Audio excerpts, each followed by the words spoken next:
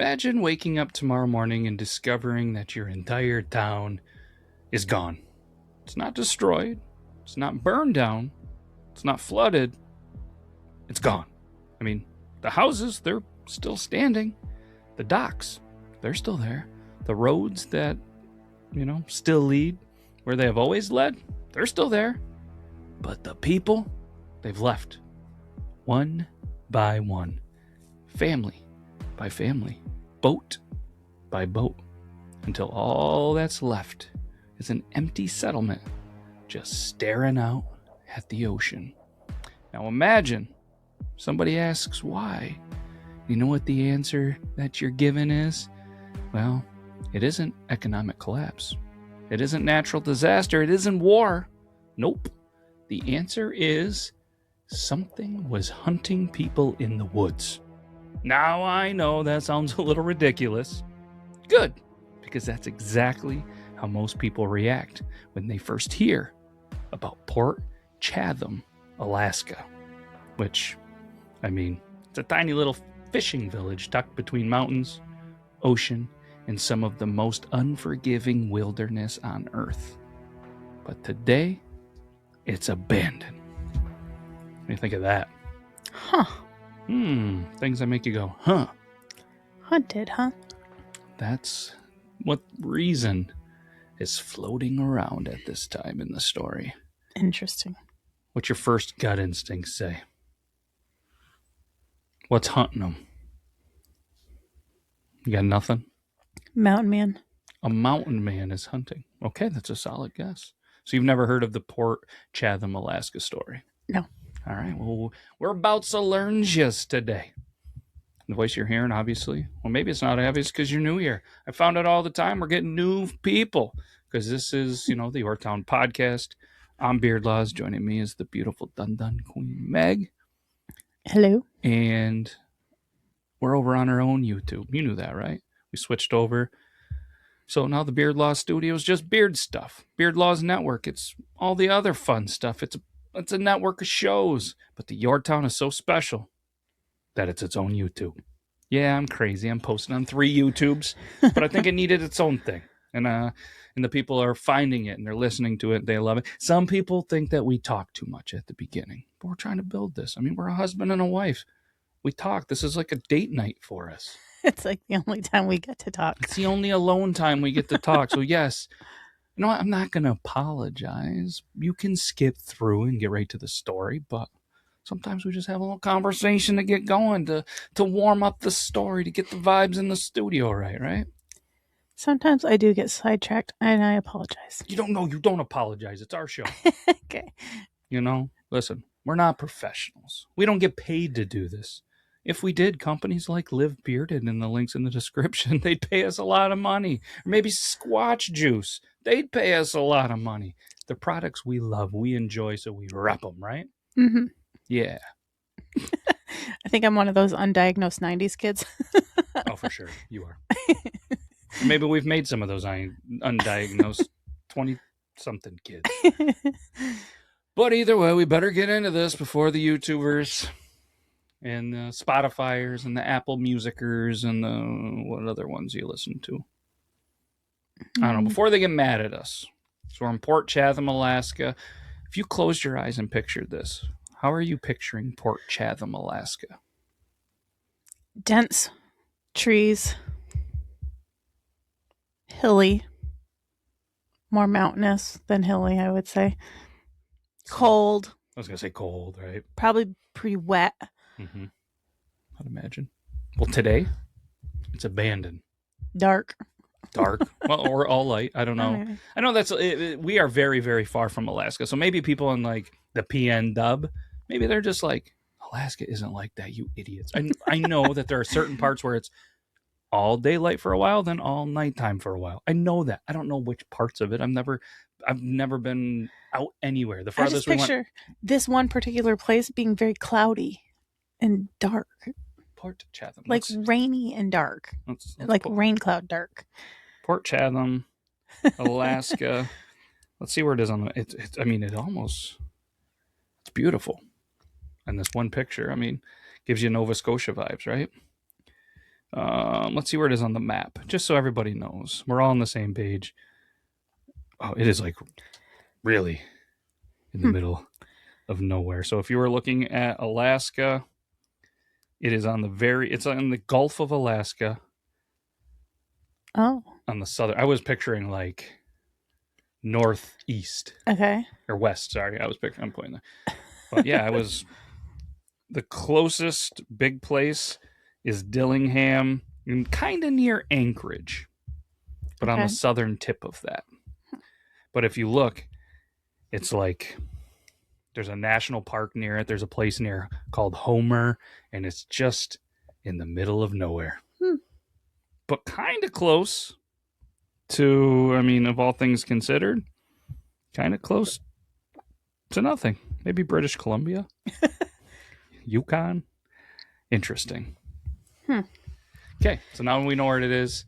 It's abandoned today, but according, Meg, to local legend, the reason people left wasn't what happened inside the town.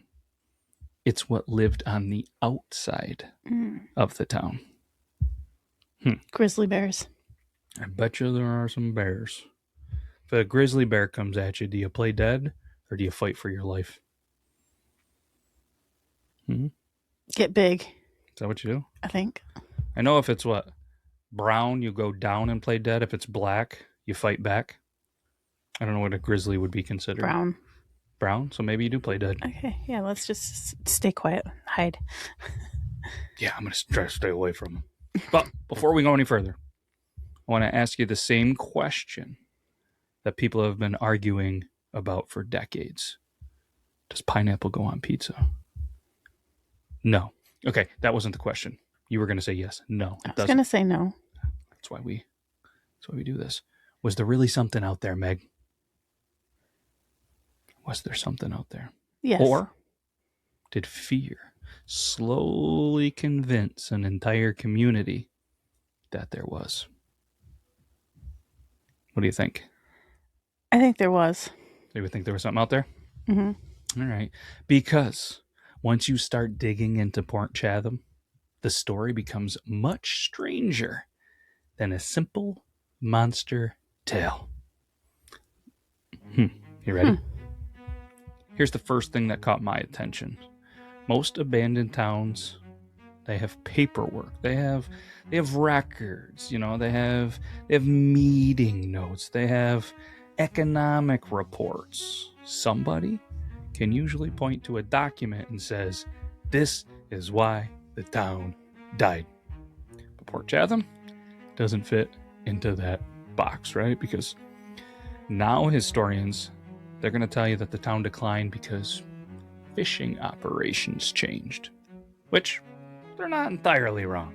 I mean, if you're a coastal town, you're a small town, and all of a sudden fishing operations and regulations change, it's probably going to help decline. It's no different than, when the Benson mine shut down, which you guys want to know about the Benson mines, head over to Beard Laws Network. Check out the video we just did.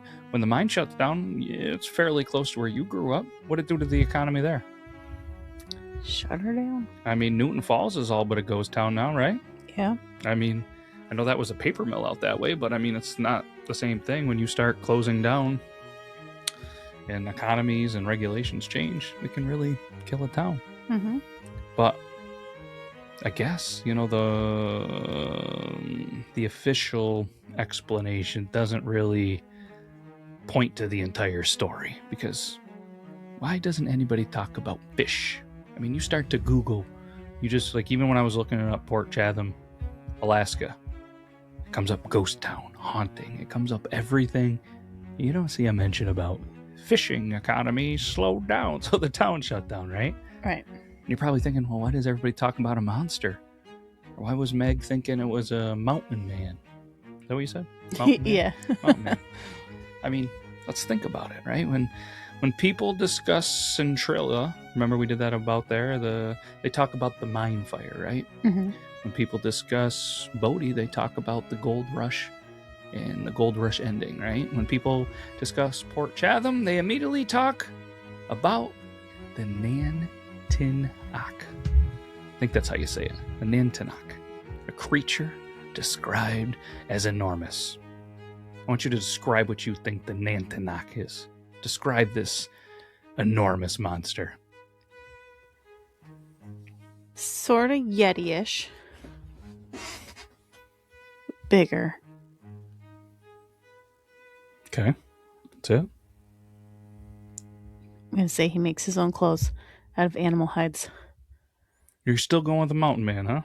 No, it's a Yeti-ish. Oh, you're saying a Yeti? Like, bigger than. Okay. I mean, you're not wrong. A giant Bigfoot-like See? being covered in dark fur, said to lurk right there. It was also popularized in the reality show The Alaskan Killer Bigfoot. See? I was onto something. Half covered, aggressive, capable of killing a grown man. You were onto something. I know. Which I feel like could raise a couple of questions. Not that you're on to this. If the creature wasn't important, why is it the first thing everybody remembers? Because it's interesting. It's interesting. It's folklore. It's hysteria. It's much better than talking about the fish economy, isn't it? Mm-hmm. You start hearing stories like this, you staying or you moving if you love your beloved town? I'm staying. Really? So if this started happening in our town right now, people are dying, people are missing, there's reports of this big scary creature and it could be you next, you're staying? Or are you hitting the road? We stick together. Do we? Do we stick together and get out of here? I don't think I want to hang out. Where are you going to go? What if these people didn't have somewhere else to go? It's a very remote place by the looks of it. Well, they did because the town's gone. I don't think. Or did he get them? You think he got an entire town? I mean, I guess you don't know where they should keep listening, huh? Well, let's talk about things, because things are about to get weird, right? You in? Man. Most monster stories, they begin after a town exists. Because somebody sees something strange. The story then spreads, the legend grows. But that's not what happened here, because the Nantanach supposedly existed before Port Chatham existed. It existed before the fishermen arrived, before canneries, before maps. And it was there long before outsiders even settled in this area. Native stories had already been warning people about something that was living in the wilderness. And this is important, because if those stories really predate the town itself, then the town didn't create the monster. The monster came first, right? Okay. It's like, what came first, the chicken or the egg? So they're in his territory. The monster was there before Or the her. town. I don't know. Or her. Or them. I don't know. Nowadays, never know what to call somebody. But does any of this prove anything, Meg? No. Nah. But it does change the timeline a little bit, right? Mm-hmm. And sometimes timelines matter. Done enough true crime stuff, watched enough stuff. Timelines sometimes matter, right? Because once you start hearing the stories people were telling, you realize this wasn't being described as a ghost, was it? Not even a spirit. It wasn't even being described as a magical creature. People describe something physical, something that walked, something that left tracks, something that apparently could kill. And according to local accounts, some people, well, they believed it did kill. A lot. And it's crazy to me, like, if one person, two people, a couple of people describe something, but if people describe the same thing over and over and over, there has to be something going on, like Bigfoot. Mm-hmm. Do you believe? I do. Me too, but a lot of people don't. Why? If so many people describe the same thing, there's got to be some kind of truth to it, right? Mm-hmm. Let me ask you another question, okay? You ready? I'm ready. If you've spent your entire life in the woods, right? You're one of these people. So you're a Port Chatham manian. Okay. How often do you think they really get scared? Like, seriously. They're in the woods the whole time. They grew up there. How often do you think they really get scared? Not very. Because, they're hunters, they're fishermen, they're probably pretty tough people. And they usually aren't afraid of forests, right? They're comfortable there. The woods probably are familiar. You live there. The woods probably become predictable, normal, right? Mm-hmm. You would imagine? Which is why one of the earliest stories that was connected to Port Chatham keeps resurfacing, because a hunter entered a section of the wilderness that he knew very, very well. There was nothing unusual. I mean, he's done this countless times. But then he starts hearing movement, like heavy movement. Wasn't a squirrel. Wasn't a bird. One of all these bird hotels that are at our house, from the doves to the robins. It wasn't even like something small, like a bunny. Probably wasn't even a coyote. It was something large. And he heard it, so he stops. But then the sound stopped. He'd walk, but then the sound would resume. Now, maybe, have you ever experienced something like this in the woods? Like that strange feeling that something might be following you? Little, sometimes. And this is something that's common even with Bigfoot. People always say, like, you're moving, you hear it. Then you stop, it stops. Like you're being watched. Most of the time, though, there's probably a normal explanation, right? Squirrel. Maybe just the sound is bouncing around the woods or something. But the deeper he traveled, the more convinced he became that he wasn't alone. So eventually, he turned around and left. And according to the story, he never returned to that area again. Now, maybe it was a bear. Maybe it was another hunter. Or maybe the fear just got the better of him that day. Right? Possible. But here's the thing. That wasn't the story that people remembered. The story people remembered was what scared him badly enough that he would never go back in the woods. And that's where things start spiraling, Meg. What's your gut telling you? You've been on so far in this story. I'm still thinking the same thing, though. Mountain man? Yeah. Okay. Of some sort. All right. Even if it's like the Yeti version. Yeti version of a hairy man. I mean, some men are just hairy. Not that I wouldn't know anything about that. I'm going to stay out of the woods. You know what makes this legend dangerous, Meg? When one story becomes two. But then it becomes 3. Then 5. Then 10. Because eventually people stopped treating them as separate events. They just started treating it as a pattern. That's exactly what happened around Port Chatham. People began telling similar stories. Things happened to other people. They were in the woods. They were being followed. They felt like they were being watched. Then they started hearing strange screams. Then they started finding tracks. Then they started avoiding certain valleys, and they all started to refuse to travel alone. Now, maybe every single one of those did have a normal explanation. But normal explanations typically don't spread, do they? Not really. But mysteries do, right? And before long, mysteries became fear.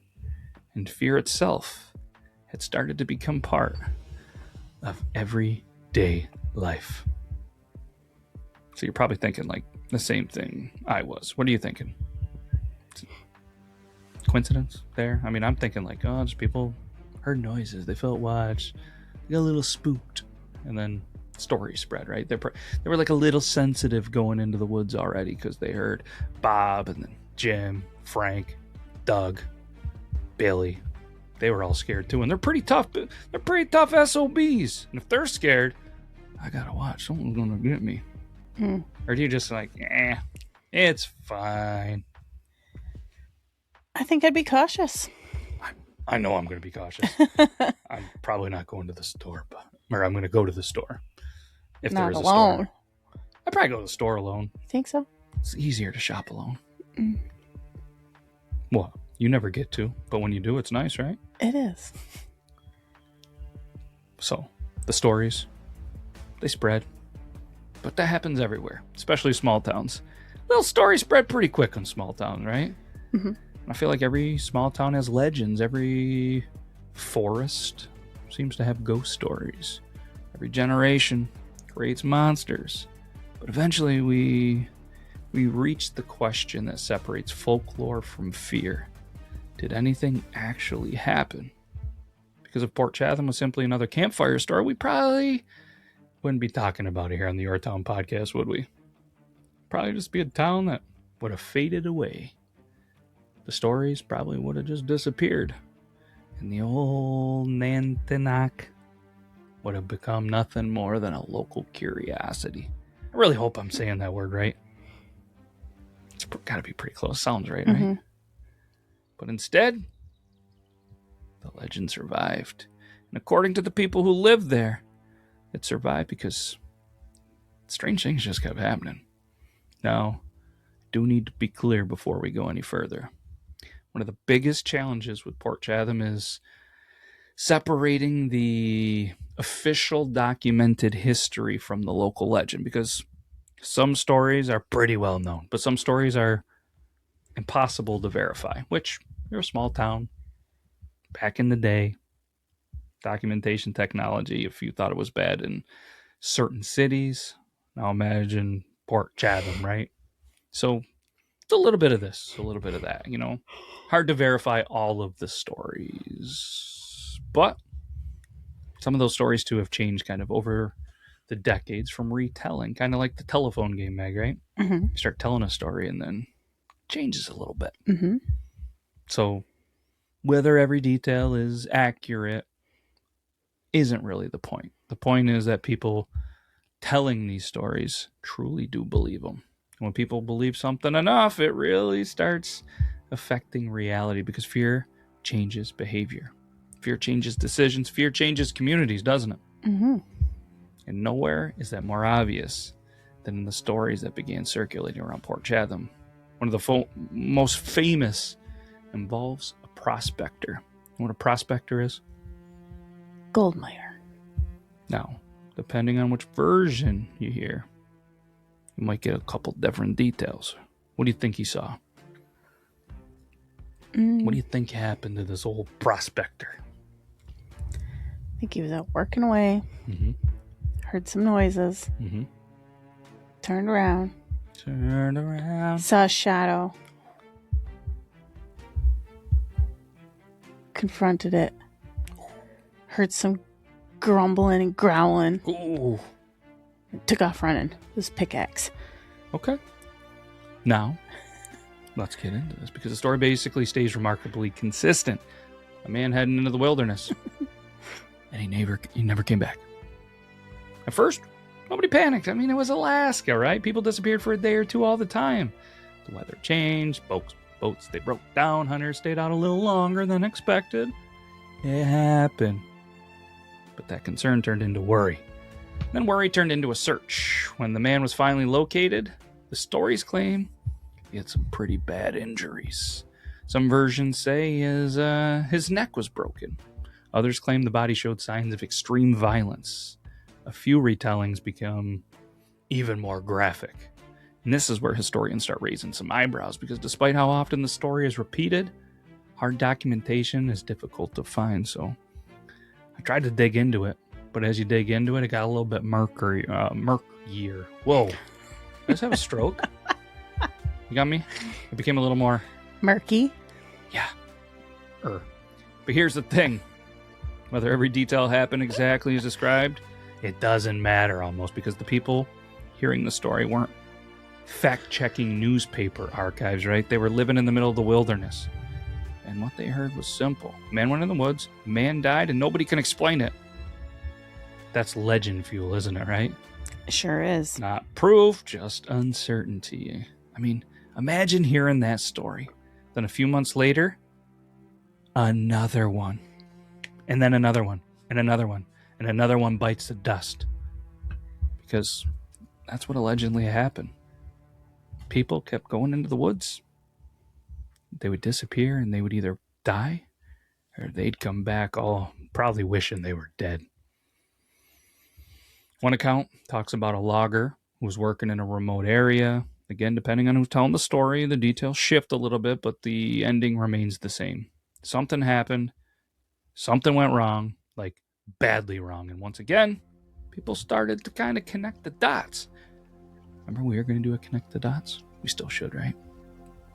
Could put one of these creatures in it. Mm-hmm. And once they connected the dots, maybe they were unfair. Maybe they were incorrect. But they started connecting them anyways, right? And suddenly, the Nantanach wasn't just a story parents told children. It was becoming an explanation. A convenient explanation, perhaps, but an explanation all the same. You know what's interesting? Human beings absolutely hate not knowing. We hate unanswered questions. I feel like that's why cold cases fascinate us, right? Mm-hmm. That's why the disappearance of, like, Mara Murray or Brandon Swanson continues to generate discussion years later. Our brains, they want closure. And we don't always get it, do we? So when we don't get it, we just create theories. Sometimes those theories are reasonable. Sometimes they get a little weird, and sometimes they create some monsters. I'll step back for a second because there's another possibility here. But it's kind of a boring possibility. Could be a very logical possibility. Maybe they weren't monster attacks at all, Meg. Maybe it was just Alaska being Alaska. I mean, if you've never looked into the wilderness fatalities in Alaska, let me tell you something. Nature does what nature does, right? It can be terrifying. Brown bears. You know they can weigh over 1,000 pounds? Yeah. Yeah. And people, they get lost. People, they fall. People freeze. People drown. People make a bad decision. Sometimes once you make a bad decision, you don't get a second chance. The wilderness around Port Chatham isn't, it's not like a theme park attraction. It's the real wilderness. The kind of wilderness where mistakes have big consequences, which creates another interesting question. Was the Nantanach, was it a creature? Or was it a way for people to explain the dangers around them? Because if you think about it, the monster always seems to appear when something goes wrong. You know, somebody disappears, the monster gets blamed. Somebody dies, the monster gets blamed. They hear a strange sound in the woods. Who gets blamed? The monster. The monster. It's almost like the monster became the face of every fear the town couldn't explain. Mm-hmm. But then another problem appears. Because some witnesses claimed they didn't just hear stories, they saw something. And this is where it starts moving away from folklore and into something stranger, because over the years, multiple people describe seeing a large figure moving through the trees. Not clearly, not long enough for a photo, not long enough to prove anything, just glimpses. The kind of sighting that drives skeptics crazy. A shadow. A silhouette. Movement between trees, but gone before you can process what you saw. Mm-hmm. And honestly, that's might be the most believable stories of them all so far, right? Mm-hmm. Doesn't prove that a monster exists, but because they're exactly the kind of experiences probably everybody has had. You've had something like that, right? Mm-hmm. I've had something like that. I think everybody has. Maybe it was a moose. Could be a moose. They're aggressive. Very aggressive. They're cheerleaders They're because they like to be aggressive. Be aggressive. No? B-E-A-G-G-R-E-S-S-I-V-E. Yeah, like that. I mean, maybe. Could be. And if that was the case, you might not get every detail. And sometimes, you know, these experiences that we've all had, you don't get perfect evidence. You just remember the moment, the really strange ones. It's hard to remember just normal ones. Like, how often do you just remember, I was walking through the woods and everything was good? Or I was walking through the woods, I swear I saw a shadow. Mm-hmm. And then years later, you're still wondering what you saw because everybody's still talking about it. And dozens of people, they still have moments like that over decades. It just grows and grows and grows. And suddenly you got a legend that starts feeling less like a fiction and more like a shared experience. Not proof, but something that keeps that story alive. And by the time Port Chatham reached its peak population, it wasn't just a story anymore.